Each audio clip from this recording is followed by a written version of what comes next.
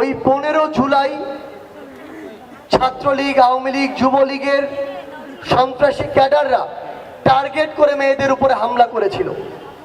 কিছুক্ষণ আগে আমাদের বোন তন্নি এখানে এসেছিল, হয়তো তার ফেসটি অনেকে মিলাতে পারছিলাম না আমরা, কিন্তু ভয়ে জুবুথুবু হয়ে থাকা ওই যে রক্তাক্ত মুখ, ওই যে চেহারা, এই চেহারা শুধু বাংলাদেশ নয়, পুরো বিশ্ব বিবেককে নাড়িয়ে দিয়েছিল। এর পরের দিন ওই গায়েবানা জানাজা, সেখানে tear shell, sound grenade, bullet, আমাদেরকে হল ছাড়া করা, এবং এক পর্যায়ে এমন হয়েছিল যে আমাদের আশার আলোটা কিন্তু কিছুটা ক্ষীণ হয়ে যাচ্ছিল। এবং এরপরই ওই 17 তারিখ ঢাকায় প্রাইভেট বিশ্ববিদ্যালয়ের আমাদের ভাইয়েরা বোনেরা যেভাবে দেয়ালে পিঠ থেকে যাওয়ার পরে নতুন করে একটি সূর্যোদয় হয়, সেভাবে তারা ঢাকা সহ পুরো বাংলাদেশে জেগে উঠেছিলেন। এরপরে 18 জুলাই, 19 জুলাই মাদ্রাসা, স্কুল, কলেজ থেকে শুরু করে 5 আগস্ট পুরো বাংলাদেশের ছাত্র জনতা।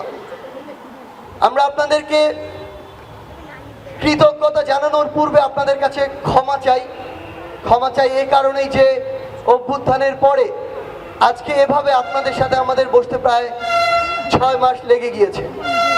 আমরা শুধু আপনাদের কাছে কয়েকটি বিষয় অনুরোধ করব। কিছুক্ষণ আগে এখানে সামিনা লুৎফা ম্যামকে দেখছিলাম, এখন দেখছি না। ডিবি অফিসে যখন আমাকে আর হাসনাতকে, নাহিদ, আসিফ, বাকেরকে নিয়ে যাওয়ার একদিন পরে নিয়ে যাওয়া হচ্ছিল, তখন গাড়িটা যখন ডিবি অফিস দিয়ে ঢুকছিল গেট দিয়ে, আমরা দেখছিলাম সামিনা লুৎফা ম্যাম, তানজিম স্যার সহ আরো 5-6 জন শিক্ষক সেখানে গেটে দাঁড়িয়ে আছেন তার শিক্ষার্থীদের সেখান থেকে মুক্ত করার জন্য। তো এই প্রত্যেকটি জিনিস আমাদেরকে অভয় দিয়েছিল, সাহস দিয়েছিল। আমরা আমাদের জায়গা থেকে শ্রদ্ধা করে আমাদের সেই সম্মানিত শিক্ষকদেরকে আজকে স্মরণ করতে চাই। আমরা শুধু একটি জিনিস অনুরোধ করি বিশ্ববিদ্যালয় প্রশাসনকে, যুগের পর যুগ পেরিয়ে গিয়েছে, এই প্রথম ঢাকা বিশ্ববিদ্যালয়ের শিক্ষার্থীরা প্রথম বর্ষে কোনো দালালি তোষামোদি না করে লিগালি সিট পাচ্ছে। এই যে ধারা, এটা যেন অব্যাহত থাকে, কারণ এটা হচ্ছে নষ্টের গোড়া। এখান থেকে আবারও দালালি তোষামোদি শুরু হবে। এই ধারা অব্যাহত যেন থাকে, সিটগুলো যেন লিগালি পায়।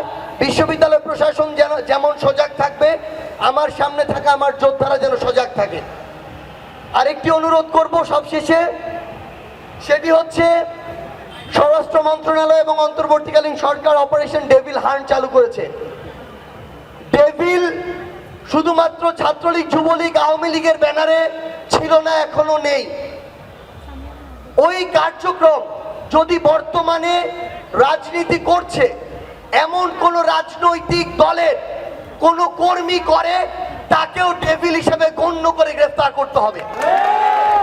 সেই কার্যক্রম যদি সমন্বয়কের নাম ব্যবহার করে কেউ করে, তাকেও গ্রেফতার করতে হবে।